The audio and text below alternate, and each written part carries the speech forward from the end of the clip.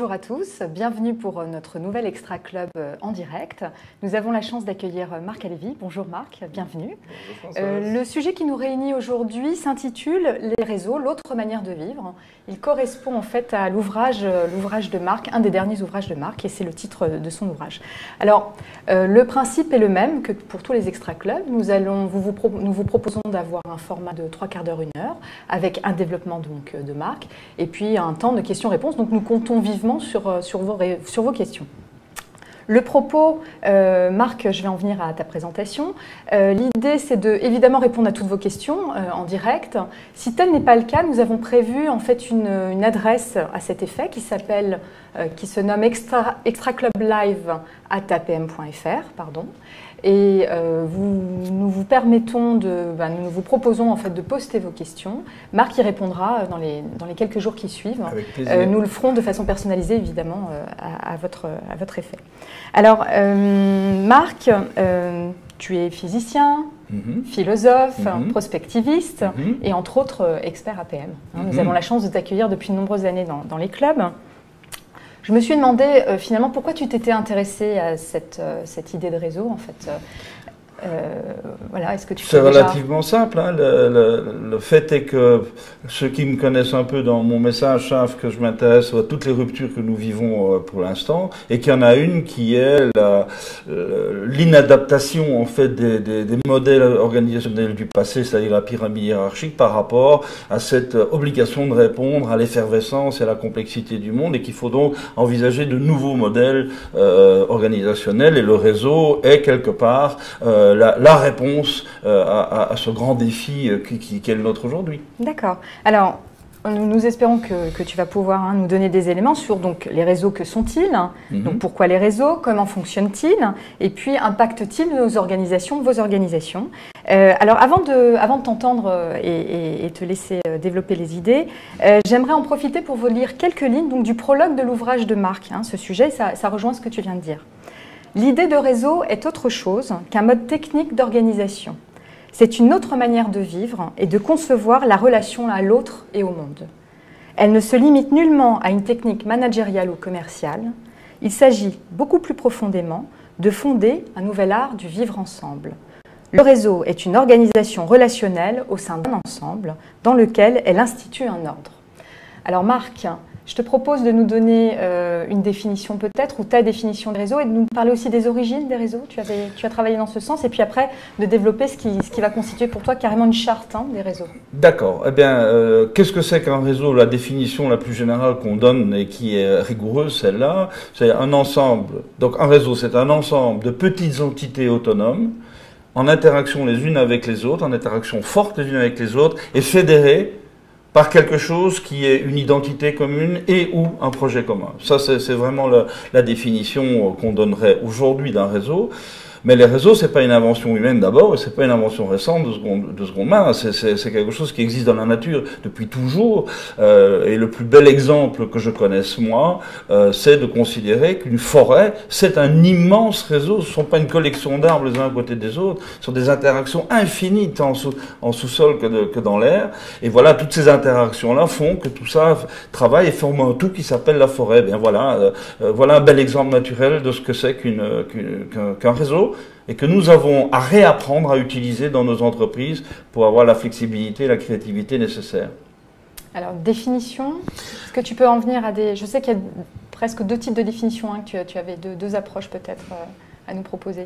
La première définition, c'est ce que je viens de dire, c'est un ensemble structuré de petites entités qui fonctionnent très fortement ensemble. L'autre manière de faire, qui est plus globale, c'est dire c'est une manière de répondre au monde extérieur, une manière de répondre aux sollicitations extérieures, dès le moment où ce monde extérieur devient très complexe, devient très rapide et implique nécessairement une grande agilité de réponse, une grande vitesse de réponse, une grande souplesse, une grande créativité. Voilà. Donc, selon qu'on regarde de l'intérieur ou de l'extérieur, on a 2 regards du réseau, mais qui doivent forcément converger. D'accord. Alors, tu as pu dégager en fait un certain nombre de principes et de points invariants peut-être qui constituent les réseaux. Est-ce que tu peux nous en parler un peu plus précisément? Ah oui, sûrement. Les grands principes qui font qu'un groupe travaille sous la forme réseau, parce que c'est bien du travail en réseau dont on parle aujourd'hui, il y a 8 mots-clés qu'il faut garder en tête, avec des poids différents, mais il faut les garder en tête. Le premier mot-clé, c'est le mot autonomie. Chaque entité d'un réseau doit être autonome. Je vais prendre l'exemple de l'APM. Chaque club de l'APM, à l'intérieur de ce beau réseau qu'est l'APM, chaque club est une entité autonome, mais on n'a pas dit indépendante. On dit autonome. Et ça, c'est bien important de bien souligner la différence entre ces deux mots-là. Le deuxième grand principe, c'est le principe d'identité. Un réseau se définit par une identité. Et qu'est-ce que c'est que cette identité? C'est en fait le vécu du réseau, ce par quoi il est passé, l'accumulation de son expérience. Et c'est ça qui fait ses valeurs, c'est ça qui fait son profil, c'est ça qui fait son style, c'est ça qui fait sa manière de se comporter au monde. Le troisième grand principe, celui-là c'est le plus difficile. C'est le plus difficile à entendre, nous qui sommes depuis si longtemps immergés dans un mode d'organisation pyramidal et hiérarchique, c'est le mot subsidiarité. Le mot subsidiarité, il est crucial. Il n'y a pas de réseau s'il n'y a pas application stricte du principe de subsidiarité, qui dit quoi? Qui dit simplement que un problème, quel qu'il soit, lorsqu'il se pose, doit être résolu où il se pose par ceux à qui il se pose.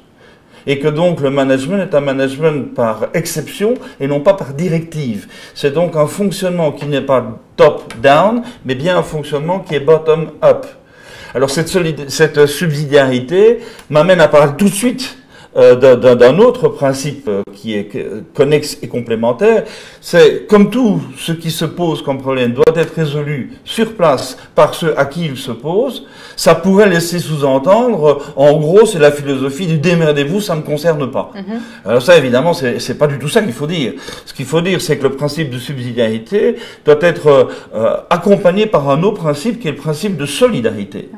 Donc, à l'intérieur d'un réseau, je dois pouvoir compter sur les copains, pour le dire prosaïquement. Je dois pouvoir avoir accès au savoir-faire des autres. Il faut que les synergies puissent s'installer à l'intérieur du réseau entre pairs, PAIRS. Et donc, c'est là où il faut bien avoir toujours en tête ces deux principes complémentaires. Principe de subsidiarité, donc de management par exception, et le principe de solidarité, c'est-à-dire que au sein du même réseau, on peut compter sur les copains pour résoudre un problème qui est nouveau ou pour lequel on ne voit pas d'issue. Alors, un autre principe intéressant des réseaux, et c'est d'ailleurs une des raisons fondamentales pour lesquelles les réseaux sont mis en place dans la nature, c'est ce qu'on appelle, pardon du mot un peu technique, c'est le principe de fractalité. Alors, les fractales sont des objets géométriques qui ont été inventés. Pardon? Je dis c'est le physicien qui parle, en l'occurrence. C'est le physicien qui parle, mais c'est un mathématicien français qui a inventé ce concept, qui s'appelle Benoît Mandelbrot. Et ce principe dit simplement quelque chose qu'on connaît tous. Il suffit de regarder un arbre pousser, ou il suffit de regarder une plante d'appartement pour comprendre qu'un arbre, il a vraiment intérêt à avoir la plus grande surface possible de contact avec la lumière. Et donc, il va s'arranger pour disposer ses feuilles de manière à avoir le moins d'ombre possible. Donc, il va, autrement dit, et là, c'est le mathématicien qui parle, il va extrémiser le rapport entre la surface au monde extérieur et le volume intérieur. L'inverse de ça, c'est la bureaucratie. La bureaucratie, c'est je veux avoir le minimum de surface avec le monde extérieur pour le plus gros volume intérieur. Donc je veux pas qu'on vienne m'embêter. Voilà, je veux pas ouvrir la porte sur le monde extérieur ou alors vraiment le minimum. Et donc on a cette différence fondamentale entre l'arbre qui cherche à avoir la plus grande surface de connexion avec le monde extérieur et la sphère qui est en fait la surface minimale pour le volume maximum. Donc, quand on parle réseau, on parle nécessairement d'un contact le plus grand possible avec le monde extérieur. Donc, ça veut dire grande réactivité. Ça veut dire chaque entité est en connexion complète et totale avec le monde qui l'entoure et avec les autres entités. Et tout ça fait évidemment un nombre incroyable de flux rapides, d'échanges qui fait la richesse du réseau. C'est justement pour ça que le réseau est riche. Parce qu'il est capable de répondre très vite à un grand nombre de sollicitations. Comme l'arbre qui peut répondre très vite aux photons qui arrivent du soleil pour lui permettre sa photosynthèse. Je continue un nouveau principe, c'est le principe qui est le principe de gouvernance d'un réseau. On a toujours bien compris dans les organisations humaines qu'il y avait ceux qui détiennent le pouvoir et ceux qui font autorité. Hein, ceux qui détiennent le pouvoir, ce sont ceux qui sont habilités légitimement à trancher un différend, à arbitrer. Et ceux qui font autorité, ce sont ceux qui, quelque part, maîtrisent au meilleur niveau les savoir-faire, les connaissances, les modèles, les langages, etc., etc. Ça a toujours existé, ça. C'est l'ingénieur et le directeur général, pour faire simple. Depuis une quinzaine d'années, on se rend compte qu'il y a un troisième principe qui devient de plus en plus important, qui est ce n'est pas détenir un pouvoir, c'est pas faire autorité, c'est le fait d'être porteur du charisme, porteur de la passion envers ce qui nous rassemble, l'enthousiasme par rapport au projet collectif. Et donc, une fois qu'on a bien compris qu'il y a ces trois pôles qui fonctionnent dans toutes les organisations, il faut juste se rappeler une règle. C'est que dans un réseau, pour qu'un réseau continue à vivre et à fonctionner, à se développer, il faut que ces trois rôles soient en fait portés par des entités différentes, par des personnes différentes. Ah. Ou sinon, la tendance à la re-hiérarchisation est immédiate. Donc il faut bien garder séparés ces trois choses-là, sachant que, et ça on le sait bien à notre époque, en sachant que c'est le rôle de développement de la passion et de l'enthousiasme qui aujourd'hui devient de plus en plus important. Mais il faut garder les deux autres, bien sûr. Il faut qu'ils soient là et qu'ils soient costauds. Voilà, donc ça c'est le principe de gouvernance. Alors un avant-dernier principe, c'est le principe de prolifération. Ça veut dire quoi? Un réseau, il grandit comme les cellules de notre corps en se divisant. Chaque entité, en fait, essaime. Et que le principe d'évolution, de prolifération d'un réseau, c'est le principe d'essaimage. Et le principe d'essaimage, c'est quelque chose qu'il faut regarder avec soin. Techniquement parlant, ça doit se préparer. Et c'est ce qu'on fait dans les clubs APM. Quand un club atteint une taille qui est un peu trop grosse, on commence à réfléchir à comment faire pour de là avoir un nouveau club qui va s'installer un petit peu plus loin. Hein, ça, c'est le principe d'essaimage. Il est crucial dans le développement d'un réseau. Sachant que j'en profite pour dire ceci, c'est que si 1 donne 2 et que chacun des deux donne 4, on voit que la progression est exponentielle. Donc la vitesse de prolifération d'un réseau peut être extrêmement rapide, donc fragilisante aussi. Et dernier principe, le dernier principe, c'est que quel que soit le réseau, il faut que chaque entité et chaque membre de chaque entité se sache responsable de la production de valeur du tout. Je dis par là qu'un réseau, il a une fonction à remplir, qui est de produire de la valeur. L'APM est un réseau qui produit une certaine valeur, qui est la valeur qui s'appelle le progrès des managers, de l'entreprise par le projet des managers. Cette production de progrès, c'est la production de valeur de l'APM. C'est pas un truc qui tombe du ciel. Chacun est responsable de la production de valeur et chacun doit vivre l'APM comme ça. Conscience individuelle et conscience collective. Hein. Voilà, conscience individuelle, conscience collective, non pas dans un antagonisme, au contraire dans une convergence des deux. Et c'est cette production de valeur qui fait qu'un réseau tient ou ne tient pas, vit ou ne vit pas, prospère ou ne prospère pas. Voilà, ce sont les principes que je voulais partager avec toi. D'accord, alors c'est riche évidemment, c'est dense. Justement, on s'était posé la question de et l'APM dans tout ça en tant que réseau. Tu as donné déjà des éléments. Est-ce que tu aurais envie de dire d'autres choses puisque tu connais bien l'APM sur le réseau? Je commence à bien connaître un peu, oui. Donc oui, l'APM, et je le dis, c'est pas parce que je parle à l'APM, c'est pas parce que je te parle à toi, c'est facile de trouver des témoignages où je cite souvent l'APM comme étant l'exemple d'un bon réseau qui fonctionne bien selon les grands principes du réseau. Et que c'est intéressant de voir que l'APM est un réseau à deux niveaux, puisque chaque club est un réseau de personnes. Et vous retrouvez d'ailleurs le principe de gouvernance dont j'ai parlé tout à l'heure à l'intérieur du club. Quand on est dans une rencontre de club, qu'est-ce qui se passe? Il y a une personne qui s'appelle le président du club qui en fait détient le pouvoir d'arbitrage si jamais ça déconne, mais qui ne l'utilise que par exception. Donc c'est gouvernance, hein, c'est le principe. Ça c'est au niveau de la gouvernance du club. Il y a donc les trois rôles. Il y a celui du président, il y a celui de l'expert qui est celui qui fait autorité par définition, sinon il serait pas là. Hein. Et puis il y a le troisième rôle qui est colossal important, on le sait tous bien dans un club APM, c'est le rôle de celui qui donne envie, c'est-à-dire l'animateur. L'animateur qui développe cette passion, cet enthousiasme pour le concept APM et qui, par son attitude, donne envie aux membres de venir, d'être réguliers, de donner le meilleur d'eux-mêmes, de s'engager, etc. Voilà, les trois rôles sont là. Et si on monte d'un niveau et qu'on dit l'APM au niveau international, est un réseau de clubs. Donc on est bien dans un réseau aussi, à ce niveau-là. Et comme par hasard, on retrouve les trois rôles. À savoir qu'il y a un conseil d'administration qui détient le pouvoir. Il y a la banque des experts agréés qui est le réservoir de ceux qui font autorité. Et puis, il y a vous, il y a la maison de l'APM qui a le rôle d'alimenter cet enthousiasme pour le projet collectif et qui donne envie que tout continue, que tout prospère, que tout aille bien. D'accord. Merci beaucoup Marc. Alors on va passer aux questions et répondre à déjà les questions. Il y en avait une première et c'est intéressant. Quel est le projet de la forêt, point d'interrogation? Est-ce que tu peux nous en dire un peu plus par rapport à la métaphore utilisée? Oui, alors quel est le projet de la forêt? Je crois que c'est, plus généralement, c'est le projet de la biosphère, c'est-à-dire de propager la vie et de continuer le processus de complexification qui a été commencé avec la première algue bleue, là, quelque part, il y a 3 milliards d'années. Et donc, je pense que le projet, c'est ça. Le projet, c'est la vie avec un grand V, la prolifération de la vie avec un grand V, par tous les chemins possibles et imaginables. D'accord, donc c'est le vivant en général, finalement, c'est le projet du vivant finalement? Voilà, oui, voilà. D'accord. On est bien clair là-dessus. Merci Marc. Alors une deuxième question, on enchaîne. Comment séparer les trois rôles, pouvoir, autorité, leader, charismatique, dans une organisation de 20 personnes, quand on a une petite structure? Comment on fait? C'est une question très fréquente, celle-là, et c'est une question très judicieuse. La tentation est très forte de dire, eh bien, il y a quelqu'un qui est le patron de la petite entreprise là, et il a sur sa propre tête les trois casquettes en même temps. C'est extrêmement difficile à vivre.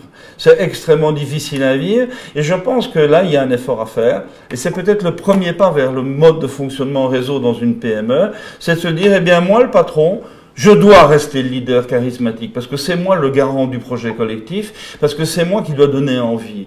En revanche, pour ce qui est des arbitrages, donc de détenir le pouvoir, eh bien, j'ai un DAF pour ça. C'est quelqu'un qui, lui, au contraire de moi qui suis un entrepreneur, va être quelqu'un qui est un garde-fou, qui est quelqu'un qui va arbitrer et optimiser la gestion des choses. Et bien sûr, on se met d'accord globalement sur des règles du jeu, mais je lui laisse faire son boulot. Et j'interfère pas tout le temps. Et de l'autre côté, il y a ceux qui font autorité. Dans une entreprise de 20 personnes, il y a toujours l'un ou l'autre qui sont les gens qui détiennent le mieux les savoir-faire, les compétences, ou qui ont les meilleurs talents. C'est ceux-là qui font autorité à l'intérieur de l'entreprise. Et donc le patron qui veut rentrer dans cette démarche-là, il va reconnaître cette expertise et il va dire je suis bien conscient du fait que c'est pas parce que je suis le patron que je détiens une meilleure expertise que le meilleur de mes experts. C'est pas vrai. Et donc voilà, c'est une notion de lâcher prise finalement. C'est un lâcher prise en quelque sorte. Oui. Ah mais complètement. C'est un lâcher prise, mais qui est difficile à faire. Moi là, je m'adresse vraiment à nos camarades qui nous regardent là.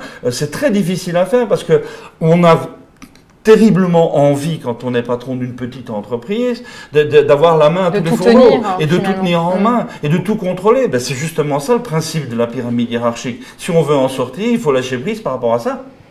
Sinon, il n'y a pas d'issue possible. Oui. Donc c'est aussi une façon de nous dire, il y a un cheminement aussi peut-être par rapport à cette idée de mettre en place des choses. Clairement.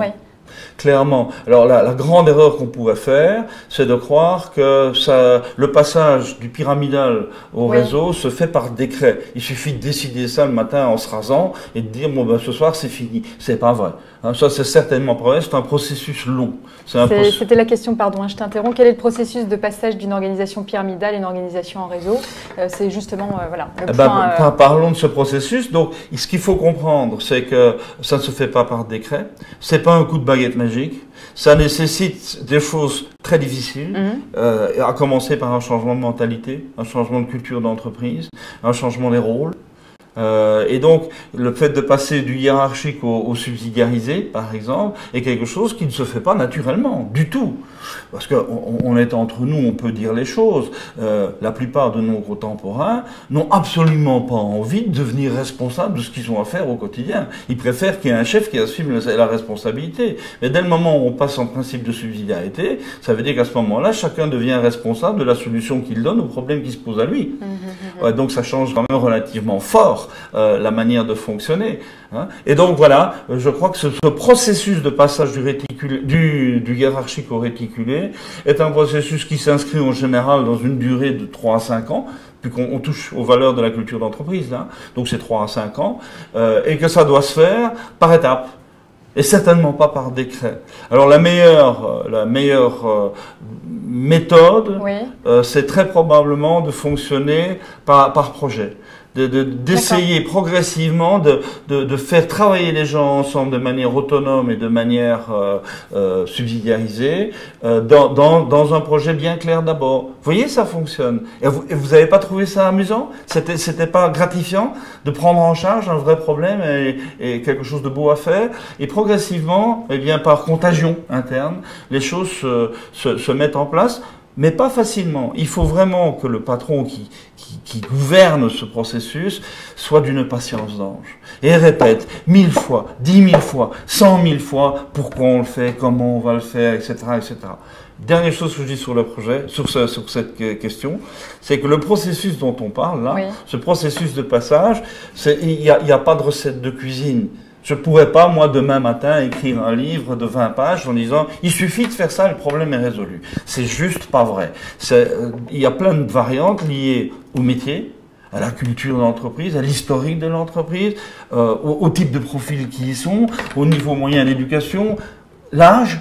Donc tout ça intervient comme étant des facteurs de modulation en fait, du processus. Donc il n'y a pas de recette. D'accord. La seule chose qu'il faut retenir, c'est que la brutalité ne sert à rien et qu'on ne fait pas ce passage par décret. C'est tout. D'accord. Alors, une autre question justement. Êtes-vous sûr que tous les collaborateurs ont envie de fonctionner en réseau? Comment lever les résistances au changement? On fonctionne par mode projet, on commence, mais si les réticences sont là, à ton avis, comment amener les choses? Il y a là quelque chose qui est une loi pas très sympathique. C'est que dès que la loi des grands nombres joue, il y a un phénomène d'adhésion qui est purement statistique qui se met en place. Et c'est vrai pour n'importe quel projet, ça. Pas seulement le passage au réseau. Quand il y a un projet, quelque chose de nouveau à faire, si la loi des grands nombres peut jouer, j'insiste là-dessus, on a toujours la même proposition. Tu peux nous dire ce que c'est la loi des grands nombres? La loi des grands nombres, ça veut dire qu'on est dans un ensemble suffisamment nombreux oui. Pour que la statistique puisse jouer. D'accord. Si on est 3, il n'y a pas de statistique. Si il y a un chiffre levier enfin, oui, ça commence à partir entre 50 et 100. D'accord. Hein, et je vais revenir ça d'ailleurs, à cette histoire-là. Et donc, si la loi des grands nombres peut jouer, à ce moment-là, le problème de l'adhésion à un projet de changement est toujours structuré à peu près de la même manière. Il y a 15% des collaborateurs qui sont enthousiastes. Et quel que soit le projet, c'est toujours les mêmes 15% qui sont enthousiastes d'ailleurs. Il y a 25% qui sont contre, par définition. On ne veut pas changer. L'homme est un animal qui adore rester dans son confort et dans ses habitudes. Donc, par définition, ces 25%-là, ils ne veulent pas en entendre parler. Et puis, il y a la frange intermédiaire des 60%. Et ces 60% se divisent en gros en deux catégories. 60, c'est 40% de gens... Non, les 60% globalement, ils s'en foutent. C'est pas leur projet. Et puis, bon, ben, moi, je suis là pour faire ce qu'on me dit. Et voilà, c'est pas moi qui suis la locomotive de la chose. C'est pas mon problème. Sauf que dans les 60, il y a 40 que ça n'amuse pas trop. Et il y en a 20 qui, eux, se disent, c'est pas mon truc, mais ça m'amuse. Et ceux qui s'amusent, il faut renforcer leur amusement parce que c'est un effet attracteur sur les 40% restants. Donc si on procède bien dans ces cas-là, on a 15% de gens qui sont vraiment les locomotives, 20% qui s'amusent donc qui sont favorables et qui vont s'amuser tellement bien qu'ils vont attirer vers eux les 40%. Donc on est à 75% de gens qui sont quelque part dans le projet. Donc pour un dirigeant, ça suppose d'identifier ces personnes quand alors, même, ça, si on est sur une pied de structure. Ça suppose qu'il faille identifier le mieux possible. Le mieux possible, au moins les moteurs. Quoi, hein. Voilà. Hein. Et ce qu'il faut surtout jamais faire, j'en profite, c'est de croire qu'on peut convaincre les 25% de résistants. C'est souvent le réflexe qu'on a. Je vais aller voir les gens les plus résistants et je vais argumenter pour leur montrer que c'est bien et pour essayer d'avoir raison. Ça sert à rien. Ça sert à rien. De nouveau, statistiquement parlant, admettons même qu'on écarte les 25% qui sont résistants, ils sont à peine partis que la Gaussienne se remet en place statistiquement. Donc ça sert à rien de faire ça. Il faut aller un pas plus loin. Et ce pas plus loin, c'est de dire comment faire pour ne pas subir cette fatalité statistique. Parce que c'est épouvantable pour un manager de se dire, quoi que je fasse, j'ai 15, 60 et 25. C'est horrible. Alors pour ça, mais il faut empêcher la loi des grands nombres de jouer. Et empêcher la loi des grands nombres de jouer, ça veut dire de pouvoir fonctionner avec des entités qui sont petites, c'est-à-dire de moins de 50 personnes. Et ça, je tenais à le souligner parce qu'il y a quelque chose d'intéressant. À un moment donné, on s'est dit, la question c'est, on dit qu'un réseau, c'est un ensemble d'entités petites, etc., etc. Ça veut dire quoi, petite? Et puis on a fait ça de deux manières. On a été voir ça de deux manières. Une manière tout à fait théorique et une manière tout à fait empirique. Alors je la raconte très vite. Oui. La manière théorique, c'est de dire, pour que je puisse, moi, leader d'une entité, faire passer l'enthousiasme que j'ai par rapport au réseau et au projet collectif de ce réseau, je ne peux pas faire passer cet enthousiasme, cette passion, en passant par un intermédiaire. Je dois avoir un contact direct avec la personne que j'ai en face de moi.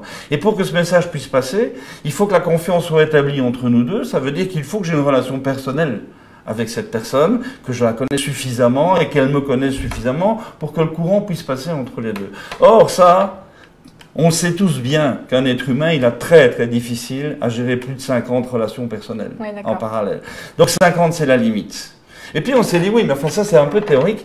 Est-ce qu'on ne pourrait pas aller voir des vieux réseaux qui fonctionnent depuis longtemps et aller leur poser la question? Et donc on a fait ça. Alors les deux plus symptomatiques, qui sont les plus amusants à noter aujourd'hui, c'est qu'on a été voir les moines, les communautés monastiques, et pour leur poser la question en disant, bon ben voilà, dans l'ordre des bénédictins, est-ce que votre expérience est arrivée à nous dire quelle est la taille la meilleure pour une communauté? La réponse, c'est dire, ben oui, 25-30, ça c'est vraiment bien. On est en pile au centre de la cible. Et on a été voir un autre réseau, qui est aussi très ancien. C'est le réseau des loges maçonniques. Et on a été leur demander, dites-moi, la taille optimale pour une loge, c'est combien? Et alors la réponse, il faut que tout le monde se connaisse bien pour que les liens de fraternité puissent fonctionner. Et pour ça, le maximum, c'est 50. Aux alentours de 30, c'est mieux. Bingo. De nouveau, pas de hasard. Il n'y a pas de hasard. Et quand on va voir aujourd'hui, par exemple, dans les grands réseaux de franchisés, qui sont des réseaux aussi, c'est à peu près la même règle qu'on voit partout. L'Oréal l'a écrit en disant c'est 40 personnes maximum dans une entité locale. D'accord. Donc soit c'est l'entreprise entière, on est 40 personnes et on fait des tout petits projets finalement, à tout petits groupes, soit on est dans une grande structure et là c'est pas plus de 30, 40, voilà. Regarde le club APM. Oui. Tu vois, c'est le plus bel exemple. Combien faut-il de membres pour qu'un club fonctionne bien? Plus que 18, mais à partir de 25, ça commence à être trop lourd. Tiens, comme par hasard, on est aussi en plein dans le centre de la cible. Voilà. D'accord, ça c'est important. Alors, une autre question. Quelle balise, au pluriel, pour accompagner le processus du lâcher-prise du patron? Les valeurs de la société. La première difficulté n'est-elle pas pour le patron de renoncer au pouvoir absolu, c'est-à-dire preuve de générosité? Alors, faire preuve de générosité. On sait maintenant que le pire ennemi d'une entreprise, c'est l'ego de son patron. On va dire ça crûment, il n'y a aucune méchanceté. On va dire ça crûment, c'est que l'ego du patron est l'ennemi de l'entreprise. Ça qui ne veut pas dire du tout qu'un patron doit forcément être un timide, modeste, discret dans un coin et qui n'ose pas bouger de son bureau. Je n'ai pas dit ça du tout. Puis l'ego est moteur aussi pour l'entreprise. Il doit l'être. Ouais. Il doit l'être. Donc c'est quelqu'un qui doit être animé d'une ambition, mais pas une ambition pour soi, une ambition pour le projet. Et c'est là où ça se joue. C'est que j'aime bien moi dire, parce que c'est une conviction extrêmement forte que j'ai et que j'ai forgée à travers mes 12 ans de management de crise, ça a été de dire, même le PDG d'une entreprise est au service du projet collectif. Et le PDG, il est évidemment un des moteurs, à travers son expérience, son ego, son désir, il est évidemment un des moteurs qui permet de forger ce projet. Mais une fois que le projet est établi, à ce moment-là, il doit se mettre à son service. C'est pas le projet de l'entreprise qui est au service de l'ego du patron, c'est l'ego du patron en tant que moteur qui doit se mettre au service du projet collectif. Alors dans la question, il y avait l'idée de balise. Est-ce qu'il y a des étapes aussi? Est-ce que c'est possible à ton avis?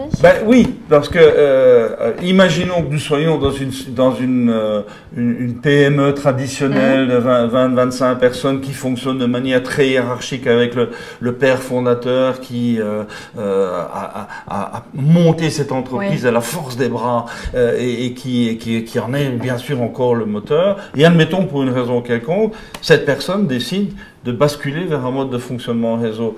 La toute première chose à faire, c'est de se dire, bon, basculer en mode réseau, ça veut dire que je dois avoir les 3 rôles séparés. Et c'est donc à partir de ce moment-là, première balise, c'est de trouver les deux collaborateurs qui pourront prendre en charge le projet, enfin la détention du pouvoir et l'autre. On revient à ce que tu expliquais tout à l'heure. Et alors une fois qu'on a ces gens-là et que ce triumvirat se met en place avec tout ce qu'il faut de respect mutuel, de connivence, tout en sachant très bien que le patron fondateur, il reste l'actionnaire et que quelque part il garde le dernier mot en cas de vrais gros problèmes. Mais à ce moment-là, commencer à mettre en place deuxième balise, des délégations, des vraies délégations, et pas des fausses délégations. C'est le principe de subsidiarité dont tu parlais tout à l'heure. Voilà, à ce niveau-là, au niveau de la direction. Et puis progressivement, eh bien, on peut continuer à faire proliférer ce mode de fonctionnement à travers des projets spécifiques d'abord, troisième balise, et puis progressivement d'arriver à ce que ce mode de fonctionnement se répande à travers toute l'entreprise, quatrième balise, et puis là on voit comment ça se passe, sachant que pour les raisons que vous venez d'évoquer dans la question précédente, il n'y a jamais 100% d'adhésion des collaborateurs à ce genre de mouvement, hein. Jamais 100%. Et ça, c'est une mesure progressive de l'évolution du projet et de sa réussite. Oui, d'accord. Il faut tenir ça très fort à l'œil. Où sont les résistances et pourquoi y a-t-il des résistances et chez qui? Quels sont les noyaux de résistance à l'intérieur du système? Bon, de toute façon, comme tu le disais tout à l'heure, il n'y a pas de recette toute faite. Jamais. Ça va être, heureusement. Et là, ça va être empirique finalement. Oui, par essai-erreur très probablement. Et erreur n'est pas échec. D'accord. D'accord. Alors, une prochaine question. Procéder progressivement par projet est clairement réfuté par les experts de l'entreprise libérée qui prônent un passage radical. Oui, peut-être, oui. Entreprise libérée. Je dis bonjour à mon copain Isaac Getz, forcément. Je crois que le passage radical est quelque chose d'extrêmement dangereux. L'idée d'une hiérarchie horizontale, enfin une sorte de... Est-ce que... Oui. On peut laisser. Moi, je suis plus je suis plus tourné vers quelque chose qui est un processus progressif. Je sais qu'Isaac cultive la radicalité. Ok, c'est une histoire, mais vieille comme le monde. Hein. Moi, tu sais, je connais bien le monde du taoïsme chinois. Oui. Il y avait les deux écoles, hein, celui de l'éveil immédiat et brutal et celui de l'éveil progressif. Donc, on est toujours dans cette confrontation-là. Qu'est-ce qu'il faut faire? Basculer du 0 au 1 immédiatement, quitte à ce qu'il y ait de la casse, ou au contraire prendre le temps, et je sais que ça use de l'énergie, ça use du temps, donc ça use de l'argent, mais d'essayer de limiter la casse en faisant quelque chose de progressif. Je pense que c'est une question de culture de l'entreprise, et surtout c'est une question de la personnalité de celui qui va porter tout ça, quoi. Si c'est un très grand charismatique qui est reconnu comme tel, il peut oser la radicalité, il peut oser le passage. Si par contre c'est quelqu'un qui est plus dans le consensus ou dans le compromis au sens noble, ce terme-là, peut-être qu'il ne faut pas qu'il aille contre sa nature non plus. Oui, c'est ça. Voilà. Ouais. Et donc, voilà. Encore une fois, il n'y a pas de recette. D'accord. Merci. Alors, pourrait-on avoir quelques exemples d'entreprises fonctionnant bien en réseau? Est-ce que tu en connais? Oui. L'APM. Oui. Oui, il y en a. Le problème qu'il y a derrière ça, parce que c'est aussi une question récurrente, ça, c'est que des entreprises qui fonctionnent bien en réseau, oui, on va en citer quelques-unes, sachant que c'est jamais la perfection à 100%. On peut toujours trouver à redire. Mais il y en a qui ont vraiment été très loin. Je pense à des L'Oréal, je pense à des Vinci, je pense au sein de l'Empire Mullier, que je connais très très bien depuis longtemps, il y a tout l'ensemble Decathlon et enfin ce qui s'appelait avant Oxylane, et donc les entreprises dites les entreprises passion, etc. Ce sont des fonctionnements en réseau qui sont là, qui sont vraiment là, avec une vraie autonomie locale, etc. Donc ça, c'est des beaux exemples. Alors, là où on est très vite coincé quand on veut donner des exemples, c'est que des exemples réels vécus qui ont réussi, j'en connais plein, mais en général, ce sont des entreprises qui sont très peu connues.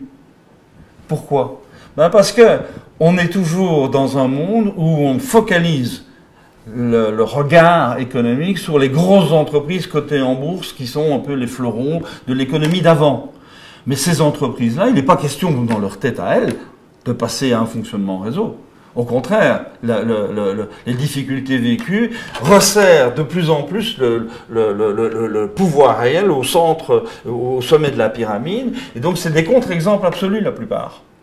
Donc, si on veut trouver des exemples, il faut plutôt aller voir dans des petites entreprises, petites, moyennes, qui sont peu connues et qui, elles, fonctionnent bien. Moi, j'en connais plein à l'APM. J'en connais plein. Des entreprises de 100 personnes, 200 personnes, 500 personnes, qui fonctionnent vraiment extrêmement bien. Mais qui les connaît? Parle-t-on d'elles dans les Échos ou dans Capital? La réponse est non. Alors justement aussi, des exemples d'échecs d'entreprises qui n'ont pas réussi le virage et les raisons associées. Est-ce que ça, il y a des points de clivage qui font qu'à un moment... Il y a un exemple que je connais bien, mais je ne peux pas le citer, parce que comme je suis leur conseiller, je ne peux pas donner un nom. Mais cet exemple-là est typique. C'est-à-dire, la volonté des actionnaires est extrêmement claire. Nous sommes dans un métier, disent-ils, où le pyramidal ne fonctionnera plus jamais. Et il faut nécessairement aller vers un fonctionnement réseau, donc avec des entités plus petites, locales, autonomes. Enfin, je ne vais pas recommencer tout ce qui a été dit. Ça, c'est la décision en amont.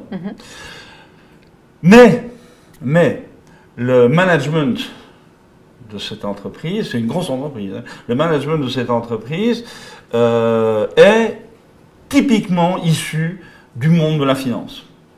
Monde de la finance qui, par définition, veut tout contrôler, veut tout quantifier, veut tout optimiser, sur le court terme. Donc, conflit majeur entre les actionnaires entrepreneuriaux et le management, qui est un management pyramidal et hiérarchique. Conflit majeur. Alors, qui va gagner? Qui va gagner? Eh bien, dans l'entreprise dont je te parle sans la citer, eh bien, c'est typiquement le management qui a tellement fait peur aux actionnaires qu'aujourd'hui, les actionnaires disent « Nous savons que nous devrions passer en réseau, mais on n'ose pas le faire. » Et on n'ose pas le faire parce que sinon on va casser le management et on en a trop besoin, entre guillemets, ce qui est une croyance. Hein, mais enfin bon, on en a trop besoin. Et donc voilà, le projet a vaguement été tenté expérimentalement de droite et de gauche à la périphérie, mais fondamentalement le projet il est mort. Ce qui veut dire que, et c'est moi la chanson que je chante auprès des actionnaires, dit je comprends bien tout ce que vous me dites, mais moi je vous garantis que dans moins de 10 ans, tout votre groupe là, il n'existe plus. Il est mort. Alors, on va répondre à la prochaine question, mais justement, est-ce que ça veut dire qu'on serait tous un peu obligés d'aller vers ce mouvement de fond? Est-ce que c'est un mouvement de fond aller fonctionner en réseau? Incontestable. Alors, voilà, alors la raison, elle est très simple. D'accord. Si tu veux une raison. Bien sûr. C'est que il suffit d'écouter les gens parler. Nous sommes dans un monde où la complexité augmente. Alors, définition de la complexité, ça veut dire que le nombre d'acteurs que chacun est amené à côtoyer augmente de manière exponentielle, mondialisation, etc., etc., et que la fréquence, l'intensité et la force des échanges augmente aussi exponentiellement, et ça on peut le voir, il y a des graphiques qui existent qui montrent ça, vraiment c'est une exponentielle extrêmement rapide. Donc ça veut dire que le taux de sollicitation de chaque individu, mais aussi de chaque entreprise par rapport au monde extérieur, augmente de manière exponentielle. Et à bon droit, qu'est-ce qu'on nous dit? On a dit, pour répondre à ça, il faut que les entreprises deviennent agiles, souples, créatives, réactives, etc. Et tout ça, c'est bien vrai. Sauf que, si on regarde autour de nous, la grande majorité des organisations humaines sont pyramidales. Or, par définition, un fonctionnement hiérarchique pyramidal nécessite de passer par la voie hiérarchique, nécessite donc beaucoup d'énergie et beaucoup de temps pour donner une réponse à une question s'il faut passer par la voie hiérarchique. Donc ça veut dire que la pyramide est quelque part antinomique par rapport à la densité de sollicitations venant du monde extérieur. Tu sais, mathématiquement, il y a un truc très simple, hein. Une pyramide hiérarchique, c'est la manière d'optimiser une chose très simple. Comment faire pour relier tous les éléments de l'ensemble avec le nombre minimum de relations entre eux? C'est ça une pyramide hiérarchique. Donc c'est un optimum économique parce que comme il y a moins de relations à entretenir, ça coûte moins cher en temps et en énergie, donc en argent. En revanche, la vitesse de réaction de l'organisation est extrêmement basse. Ce qui n'est plus compatible avec notre monde. Donc on est tous obligés, peu ou prou, de faire évoluer nos organisations vers du réseau. Est-ce que ça doit être du pur réseau partout? La réponse est non. Ça veut dire qu'en fait, la dose de hiérarchique et la dose de réseau vont évoluer avec plutôt favorablement du côté réseau. Mais ça ne veut pas dire du tout qu'il faille tout casser, qu'il faille tout changer et qu'il ne peut pas y avoir un peu d'hiérarchie. Bon, d'accord, merci. Alors, est-ce que le fonctionnement en réseau remet en question le principe de la gouvernance, conseil d'administration, direction exécutive, assemblée générale? Si chacun respecte son rôle, je pense que le conseil d'administration, c'est-à-dire l'ensemble des actionnaires qui risquent leur patrimoine dans une aventure entrepreneuriale, ils ne jouent pas avec dans la gouvernance du réseau. Ce qui joue avec dans la gouvernance du réseau, c'est au sein même du management au quotidien, c'est la répartition des 3 rôles qui doit être pris en charge, comme c'est le cas à l'APM, on l'a expliqué tout à l'heure. Donc ce que je pense que le fonctionnement en réseau implique encore plus que jamais le Chinese Wall, la muraille de Chine entre actionnaires et managers.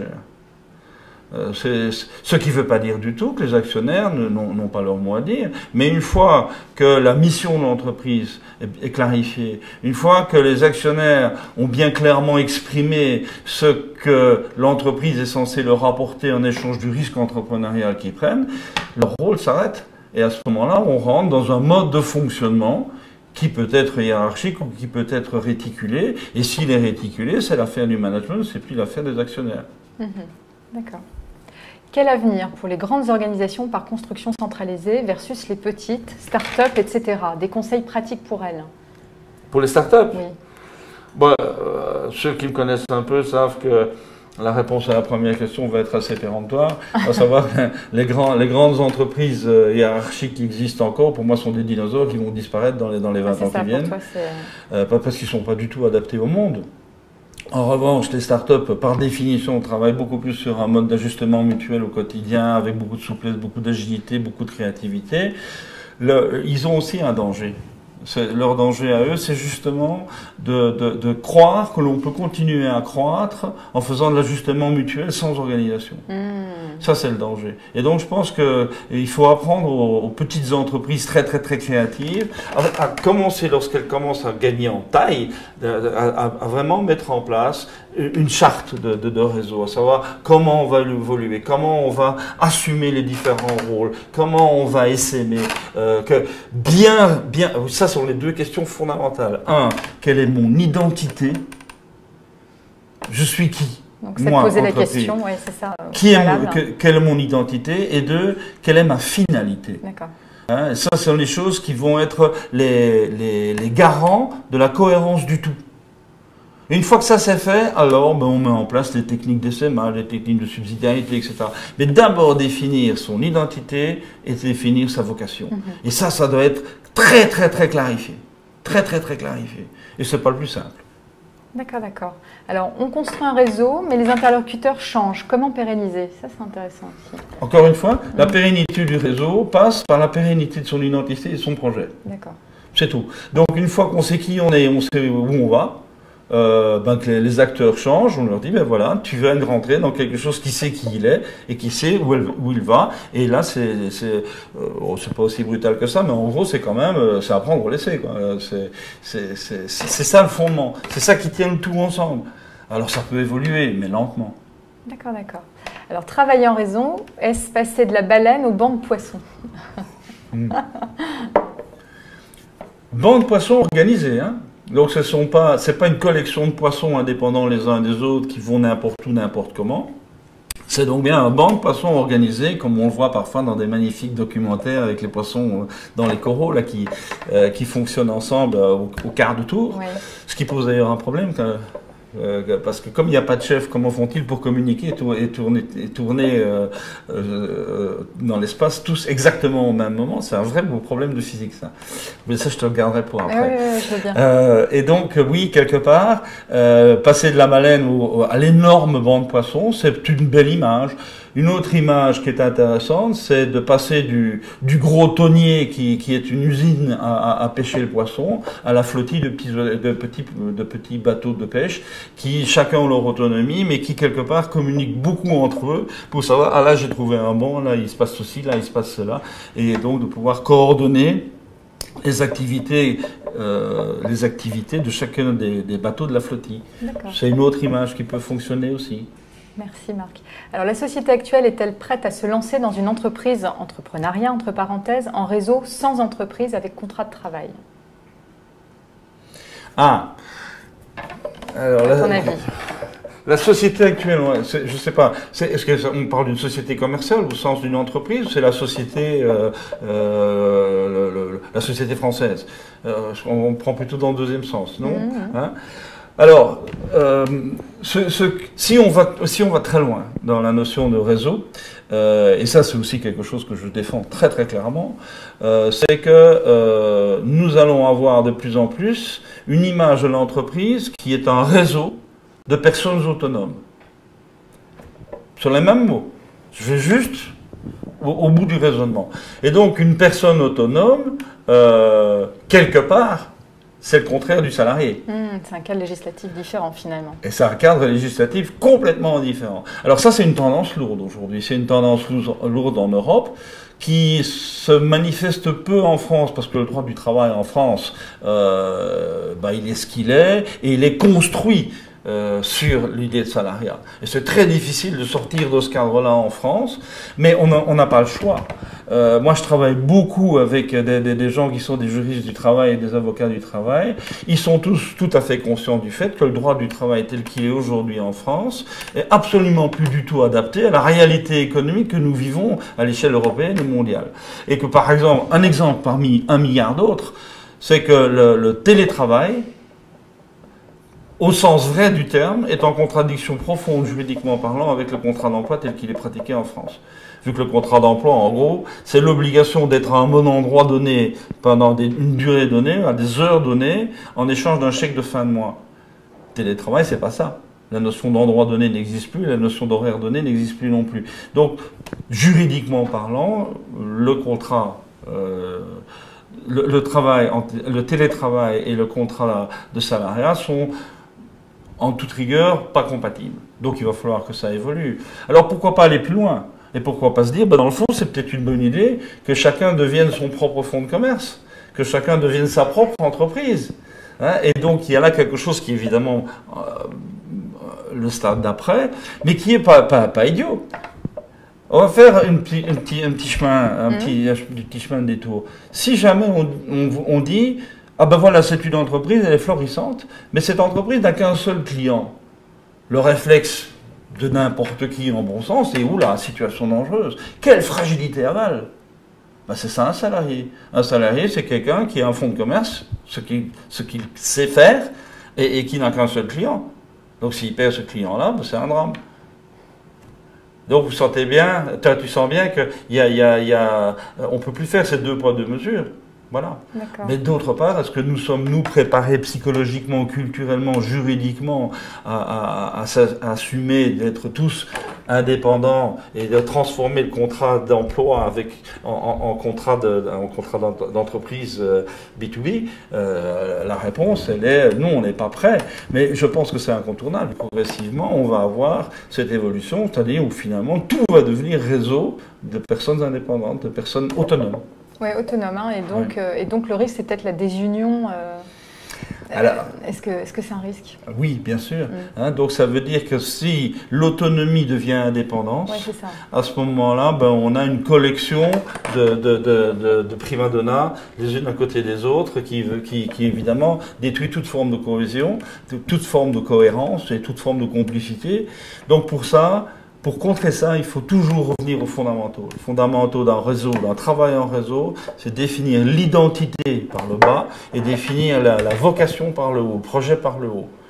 Et quand ces deux-là sont parfaitement clairs, alors peu importe le statut de ceux qui travaillent dans ce jeu-là, qu'ils soient indépendants ou pas, ça ne change rien. En revanche, il faut être très très clair sur ces deux notions capitales. Sinon, il n'y a pas de réseau, c'est tout. Alors justement, on a une question sur l'identité. Pouvez-vous donner des exemples d'identité et de finalité clairement définies? Alors, l'identité, c'est ce qui est probablement le plus facile. C'est ça, il y a quand même... je vais le dire autrement. L'identité d'une personne, toi. On se connaît bien depuis des années maintenant. Tu as une identité, tu es Françoise Garcia, avec des traits qui te sont propres. Et donc, pourquoi est-ce que Françoise Garcia, est-ce qu'elle est aujourd'hui devant moi? Parce qu'elle a vécu toute une série de choses. Elle a accumulé des expériences de vie qui font que, en se frottant à la vie, elle s'est forgée des traits de caractère, des traits de comportement qui font que Françoise Garcia est unique au monde. C'est elle, c'est toi. Pour une entreprise, c'est la même chose. Hein, même si on fait le même métier, même si on est en concurrence, même si on a les mêmes clients, il est très très clair qu'une entreprise n'est jamais identique à une autre. Elle a son identité. Il faut donc aller voir. Premier exercice à faire, c'est mais qu'est-ce qui me différencie finalement des autres? Quel est mon style? Tu sais, tu l'as déjà fait 1000 fois comme moi. Hein, tu as rendez-vous dans une entreprise que tu connais pas, tu dois attendre dans la salle d'attente parce que le PDG a dit qu'il allait arriver un quart d'heure en retard. Tu t'assieds un peu et tu te laisses imprégner par le lieu. Il faut pas longtemps pour savoir si tu as envie ou pas de travailler avec ces gens-là. Hein, voilà, tu as perçu quelque chose, qui est une identité qui te convient ou pas. Voilà, ça c'est le problème de l'identité. La bonne manière de formuler l'identité d'une entreprise, c'est de dire finalement, après ces N années d'expérience vécue dans le monde réel, qu'est-ce qui nous différencie des autres en termes de valeur? Qu'est-ce qui fait que moi je suis moi et que toi tu es toi? Et donc, je pense que la notion de valeur est une notion clé, à la condition de ne pas sombrer dans les valeurs bateaux, les valeurs morales. Non, je suis honnête. Enfin, c'est pas ça dont on dit. Je veux parler de ce qui est vraiment la réalité comportementale au quotidien. Oui. Premier pôle. Deuxième pôle, qu'est-ce que c'est que définir une vocation ou un projet? Je pense qu'on peut commencer à le faire en définissant bien son métier. Et c'est une grande difficulté de beaucoup d'entreprises qui oublie que le métier, c'est pas défini par les produits qu'on fait, c'est défini par les savoir-faire que l'on maîtrise qui permettent de faire les produits, ce qui n'est pas la même chose. Et donc aller voir ces savoir-faire et de se dire que finalement la vocation de toute entreprise, c'est d'atteindre le plus haut niveau possible de virtuosité et d'excellence dans ce savoir-faire, au service de qui vous faites. Hein?